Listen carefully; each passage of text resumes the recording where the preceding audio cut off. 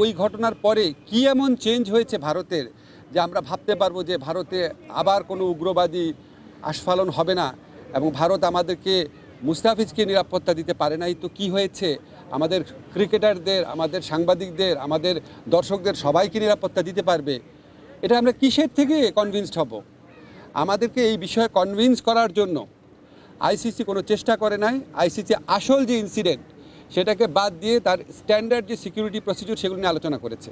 যেখান থেকে গ্রিভান্সটা, সেই ঘটনা নিয়ে আইসিসি কোনো স্ট্যান্ড নেয় নাই ঠিক মতো। এমনকি ভারত সরকারের পক্ষ থেকে যে আমাদের কনভিন্স করানোর চেষ্টা করা যে যেই ঘটনাটা ঘটেছে মুস্তাফিজের ক্ষেত্রে এটা একটা আইসোলেটেড ঘটনা, বা আমরা এটার জন্য সরি, আমরা এই ব্যবস্থা নিচ্ছি, তোমাদের দর্শক, তোমাদের সাংবাদিক, তোমাদের খেলোয়াড়দের জন্য কোনো রকম যোগাযোগের চেষ্টা করে নাই, কোনো রকম কনভিন্স করার চেষ্টা করে নাই। ফলে আমাদের ডিসিশন পরিবর্তন হওয়ার কোনো রকম স্কোপ নাই। আমরা এখনও আশা করব, আমরা মনে করি আমরা আইসিসি থেকে সুবিচার পাই নাই, আমরা এখনও আশা করব আইসিসি সুবিচার করবে। আমাদের যে বিশ্বকাপ খেলার যে অধিকার, যেটা শ্রীলঙ্কাতে আমাদের খেলার সুযোগ রয়েছে, এরকম বহু নজির পৃথিবীতে আছে যে অন্য একটা ভেন্যুতে সিকিউরিটি রিস্কের কারণে খেলা হচ্ছে। আমাদের এখানে জেনুইন সিকিউরিটি রিস্ক আছে, আমরা এখনও আশা ছাড়ি নাই।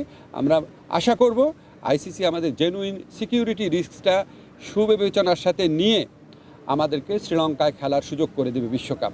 আমরা সেই আশাবাদ নিয়ে এখনও অপেক্ষা করছি। আমি আজকে ক্রিকেটারদের সাথে যখন কথা বলেছি, আমি প্রথমেই বলেছি ক্রিকেটারদের সাথে আমার যা কথা হবে সেটা আমাদের ব্যক্তিগত ব্যাপার, আমাদের প্রিভিলেজ কমিউনিকেশন। তাদের কারো কথা আমি সাংবাদিকদের বলবো না, তারা নিজেরা বলতে চাইলে বলবে। আমার কোনো কথা তাদেরকে কি বলেছি সেটাও বলবো না, শুধু এইটুক বলবো, কারণ এটা একটা প্রিভিলেজ কমিউনিকেশন। আমি যদি বলি যে ক্রিকেটাররা কী বলেছে সব আপনাদের বলবো, তাহলে তো ওরা মন খুলে কথা বলতে পারবে না। আমাদের এই সাক্ষাতের উদ্দেশ্যটা ছিল আমরা সরকার কেন এই সিদ্ধান্তটা নিয়েছে সেটা তাদের ব্যাখ্যা করে বুঝিয়ে বলা, কনটেক্সটটা বলা। আমার কাছে মনে হয়েছে যে তারা এটা বুঝতে পেরেছে, এটাই পারপাস ছিল, আর কিছুই না। আর তারা কি বলেছে সেটা বলার অধিকার আমার নাই। বিশ্বকাপ খেললে বাংলাদেশে কী ক্ষতি হবে সেটাও আপনাদের বিবেচনা নেওয়া উচিত। মাথা নত করে নিজের দেশের মানুষকে সিকিউরিটি রিস্কের মধ্যে ফেলে এই আঞ্চলিক রাজনৈতিক পরিস্থিতি বিবেচনা না করে একটা জেনুইন রিস্কের মধ্যে নিজের দেশের শুধু খেলোয়াড় না, দর্শক এবং সাংবাদিকদেরকে ঠেলে দিলে কি ক্ষতি হতে পারে সেটাও আপনাদের সবার বিবেচনা নেওয়া উচিত।